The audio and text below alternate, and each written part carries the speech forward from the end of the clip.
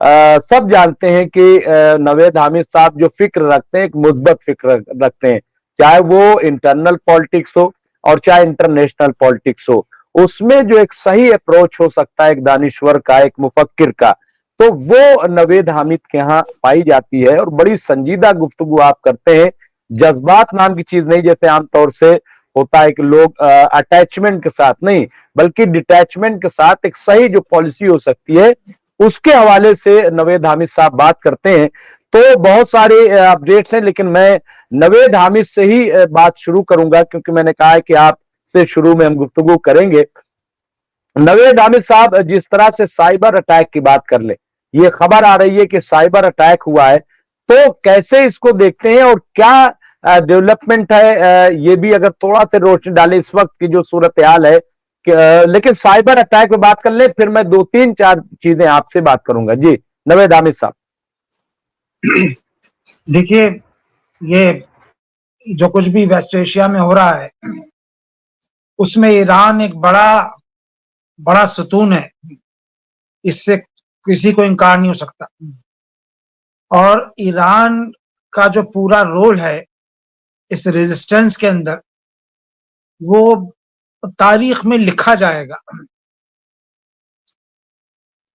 Israel का मामला ये है कि ईरान का गालिबन शायद 1 अक्टूबर को अटैक हुआ था इसराइल के ऊपर, तो आज शायद 12 तारीख है, तो कह रहे थे कि हम 7 अक्टूबर को हुआ था, 7 अक्टूबर 2023, 7 अक्टूबर 2023। जी नहीं, ईरान का जो अटैक हुआ था अच्छा, इसराइल ईरान के ऊपर वो 1 अक्टूबर को हुआ था। तो उस वक्त इसराइल ने कहा था कि हम फौरी तौर पर जवाब देंगे। पहले तो वो उसका इनकार ही करते रहे कि हमारे यहाँ कोई उसका जो है नुकसान हुआ है, लेकिन बाद में उन्हें दबे अल्फाज में इकरार करना पड़ा कि भाई अटैक हुआ है और नुकसान भी हुआ है। ये उस अटैक से थोड़ा सा डिफरेंट था जब पिछला अटैक ईरान ने किया था, जिसके बारे में तरह तरह की बातें हैं कि वो मैनेज अटैक था क्या था। लेकिन बहरहाल उसके ताल्लुक से ये था कि भाई जॉर्डन में भी ईरान के ड्रोन्स को गिराया गया था और इसराइल में भी ड्रोन्स को, मिसाइल को आयरन ड्रोन के जरिए इंटरसेप्ट किया गया था कुछ ही। तो कह रहे थे कि 99% हम लोगों ने उसको, लेकिन इस बार ऐसा नहीं कर सके। इस बार जॉर्डन ने भी थोड़ा सा एहतियात से काम लिया। अब खबरें आई थी कि कुछ उन्होंने कन्फ्रंट किया है। तो अब उस अटैक का जो आपने जिक्र किया अभी, जो एक खबर मैंने भी देखी थी आज दिन में किसी वक्त, कि उन्होंने कहा है, शायद अमेरिका से ही कहा होगा, अमेरिका के जरिए ही ये पैगाम भिजवाया होगा कि वो एक लिमिटेड अटैक करना चाहते हैं। तो जो कुछ भी ये इसको आप, अगर मैं हिंदुस्तानी जबान में कहूँ, जो आज साइबर अटैक हुआ है, तो साइबर अटैक आज के जमाने में आप समझ लीजिए एनिमी मुल्क एक दूसरे के खिलाफ जो है साइबर अटैक करते हैं। वो खामोश अटैक होता है, उसका उससे बस ये होता है कि जो इंस्टॉलेशंस हैं, इंपॉर्टेंट इंस्टॉलेशंस होती हैं किसी भी मुल्क की, उस पे असर हो जाता है। तो खिसियानी बिल्ली खंबा नोचे अगर हिंदुस्तानी जबान में कहा जाए, तो वो अभी तक तो अटैक नहीं कर पाए हैं, लेकिन साइबर अटैक उन्होंने करने की कोशिश की है। वो कितना कामयाब हुआ है, ईरान की तरफ से कोई अभी स्टेटमेंट उसके ऊपर नहीं आई है। ये वेस्टर्न मीडिया की खबरें हैं कि ईरान ने साइबर अटैक किया है। तो ये एस्केलेट होगा, ऐसा नहीं है एस्केलेट नहीं होगा। अब उसमें बस यही बात है, आज एक लेबनानी हिजबुल्लाह के कायद की मैं खबर देख रहा था, जिन्होंने उसमें ये दावा किया है कि अगर ईरान के ऑयल इंस्टॉलेशंस के ऊपर हमला किया गया, नुकसान पहुंचाया गया, तो मिडिल ईस्ट का जितना ऑयल फील्ड्स हैं कोई भी नहीं बचेगा उसके अंदर, और एक ही दिन के अंदर सब जो है खाकस्तर हो जाएंगे। तो ये कुछ वार मॉन्गरिंग भी होती है। वार मॉन्गरिंग सब जानते हैं कि क्या होती है, और कुछ हकीकत भी होती है, और कुछ तंबी करने की भी जरूरत होती है। तो आपने अच्छा जिक्र किया रूस के और آپ کا ایران کے صدر کی جو آج ملاقات ہوئی ہے، جو گفتگو ہوئی ہے، وہ ملاقات تقریباً ایک ہفتے سے طے تھی کہ ملاقات ہونے والی ہے.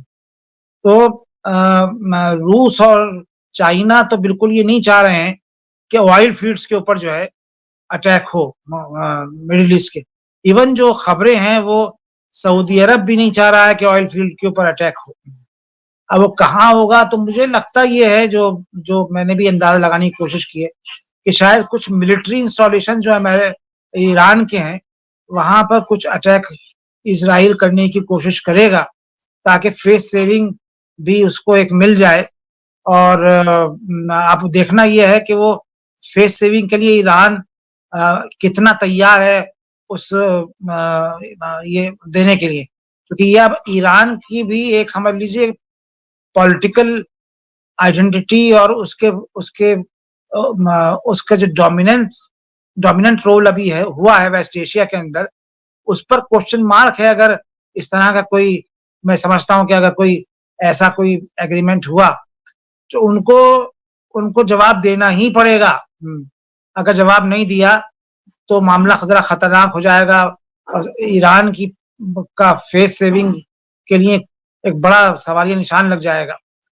تو مجھے لگتا ہے کہ آئندہ اگلے ایک ہفتے کے اندر اندر کچھ بڑا جو ہے وہ ہوگا ایران اسرائیل کے تعلق سے. اور شاید دیری اس لیے ہو رہی ہے، ایک تو امریکہ اس پورے پلان سے 100% اتفاق نہیں کر رہا ہے، اور آپ نے دیکھا فرانس نے تو بالکل منع کر دیا کہ اب ان کو ہتھیار بھی نہیں دے گا، اسرائیل کو ہتھیار بھی نہیں دے گا. حالانکہ اس کے بعد منع کرنے کے بعد نتنیاہو نے فرانس کے میکرون کے خلاف بہت زبردست ایک بیان جاری کیا تھا، جو بعد میں پھر ایک گفتگو بھی ہوئی ہے ٹیلی فون کے اوپر دونوں کی. تو کمزور تو ہوا ہے اسرائیل انٹرنیشنل پلیٹ فارمز کے اوپر. اسپین نے، آپ نے معلوم ہے یورپین یونین کے اندر جو ہے کافی درار پڑی ہے اس پورے مسئلے کے اوپر. تو اور پھر مڈل ایسٹ میں جو یہ لوگ جو ہیں، خاص کر سعودی عرب بھی وہ سب نہیں چاہتا جو ایران کے اوپر اسرائیل کا ابھی فی الحال پروگرام ہے. مجھے ایسے لگتا ہے اس لیے شاید سعودیہ کے جو ولی عہد ہیں محمد بن سلمان، ان سے فوری طور کے اوپر جا کے ایران کے وزیر خارجہ ملے ہیں، اور جو گفتگو ہوئی ہے، جو نکل کے چھن کے آئی ہیں باتیں، جو میں نے ان کی پریس ریلیز بھی دیکھی، پریس اسٹیٹمنٹ بھی دیکھی سعودیوں کی، وہ بھی بڑی پازیٹیو ہے. اور جی سی سی کنٹری نے تو کہہ ہی دیا ہے کہ ہم اس نیوٹرل رہیں گے. لیکن اس اسٹیٹمنٹ کے بعد جو بڑی ڈیولپمنٹ ہوئی ہے وہ یہ ہوئی ہے کہ ایران نے ایک نیا اسٹیٹمنٹ دیا ہے کہ جی سی سی کنٹریز یا ایران کے جو قرب جوار میں جو کنٹریز ہیں، جی سی سی میں تو عراق نہیں آتا ہے، سیریا تو مخالف ہے ہی ہے، لیکن جارڈن بھی جی سی سی میں نہیں آتا ہے. تو اگر کسی کنٹری نے اپنا ایئر اسپیس بھی اگر اس کی بھی اجازت دی ایران کو، تو وہ بھی اینیمی کنٹری کہلائی جائے گی، سمجھی جائے گی. تو یہ جو مینیورنگ ہو رہی ہے آہستہ آہستہ ایران کے ذریعے، اس نے بھی شاید جو ہے ایک ری تھنکنگ کے لیے ویسٹ ایشیا میں اور یہ مڈل ایسٹ میں ایک وہ کیا ہے. لیکن افسوس کا مقام یہ ہے کہ مصر میں آپ کو یاد ہوگا کہ وہ جو کیمپ ڈیوڈ معاہدہ ہوا تھا، جس میں انور سادات بھی تھے اور جمی کارٹر تھے اور اسرائیل کے وزیر اعظم تھے اس وقت کے. اس میں یہ طے ہوا تھا کہ مصر کے جو 2 پوسٹ ہیں جو اسرائیل اور غازہ سے ملتے ہوئے ہیں، ان پر جو ہے اسرائیل کا کنٹرول نہیں، مصر کا کنٹرول رہے گا. لیکن دونوں ملٹری پوسٹ پر جو انٹری پوائنٹس ہیں ان کے اوپر جو ہے اسرائیل نے قبضہ کر لیا ہے، اور کنفرنٹ کرنے کی بجائے مصر نے صرف اس کو کنڈیم کیا ہے. تو یا تو یہ کہ امریکہ کے دباؤ میں مصر ابھی اس کو آگے لے جانا نہیں چاہتا ہے، یا وہ اتنا کمزور ہے کہ اس کو معلوم ہے کہ بھئی ابھی کنفرنٹ کرنے سے کوئی فائدہ نہیں ہوگا. حالانکہ یہ بہت صحیح موقع تھا کہ مصر جو ہے اپنے ملک کے دفاع کے لیے، اپنے ملک کے مفادات کے دفاع کے لیے پرو ایکٹیو رول کرتا اور ان کو کھدیڑتا وہاں سے. تو یہ جو سب جب ڈیولپمنٹ ہیں، چھوٹی چھوٹی ڈیولپمنٹ نہیں ہے، یہ 1+1+1 کر کے یہ 111 جیسے ہوتا ہے نا، کبھی کبھی کہتے ہیں صاحب 1+1+1 111 ہے. تو یہ وہ اسرائیل کی وہ پالیسی ابھی چل رہی ہے. ایک طرف اس نے لبنان کا ماسک کھول دیا ہے، ایک طرف اس نے جو ہے ایران کا ماسک کھول دیا ہے، ایک طرف اس نے جو ہے آپ کا غزہ میں تو چل ہی رہا ہے، سارا سلسلہ چل رہا ہے، لیکن ہوتیوں کی طرف سے بھی دباؤ ہے. اب اس ایسے موقع پہ جب اگر ہوتیوں کی طرف سے دباؤ ہے، حزب اللہ کی طرف سے دباؤ ہے، اس کے بعد آپ کا ایران کی طرف سے دباؤ ہے، اس کے بعد آپ کا خود ویسٹ بینک کے اندر جو ہے کافی کنفرنٹیشن اس کو کا سامنا جھیلنا پڑ رہا ہے. تو اگر ایک مضبوط اسٹینڈ لیتا مصر تو شاید اس کے مفادات لانگ ٹرم جو انٹرسٹ ہے، اور وہ اب سمجھ لیجئے کہ اس وقت کا قبضہ جو ہوا ہے ان دونوں پوسٹ کے اوپر، کیمپ ڈیوڈ کا جو معاہدہ تھا وہ سمجھ لیجئے کہ وہ تو اب ڈرین ہو گیا. اب ایک بحر احمر کے اندر ڈرین ہو گیا، اس کا اب کوئی وجود نہیں رہا ہے. چونکہ سب سے بڑی بات تو جو دو باتیں تھیں اس میں ایک تو یہی تھی، دوسری بات پیس کا کے ساتھ ساتھ یہ بھی تھا کہ بھائی آپ کا اسی میں تو گئے تھے یاسر عرفات کیمپ ڈیوڈ میں کہ two nation theory, two state solution بھی ہوگا اور سب کچھ ہوگا. تو وہ آہستہ آہستہ اس نے اس کو جو ہے پیروں تلے روندا ہے کیمپ ڈیوڈ اکارڈ کو. تو یہ مسلم ممالک کے لیے ایک لمحہ فکر ہونا چاہیے کہ کتنا وہ اور الاؤ کریں گے اسرائیل کو اس کے یو این اقوام متحدہ کے قراردادوں کو روندنے کے لیے. اور جو اب اکارڈ اس نے کیے ہیں مصر کے ساتھ، تو سب سے پہلا اکارڈ ہوا تھا نا، آپ کو یاد ہوگا سب سے پہلا اکارڈ تو مصر کے ساتھ ہی ہوا تھا. تو اس کو رون دیا انہوں نے، تو کوئی بچنے نہیں پائے گا. یہ سمجھنا چاہیے.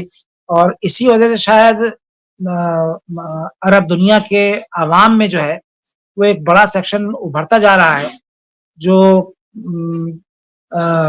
اسرائیل کے خلاف اندر ہی اندر جس کی نے گفتگو کرنی شروع کر دی ہے.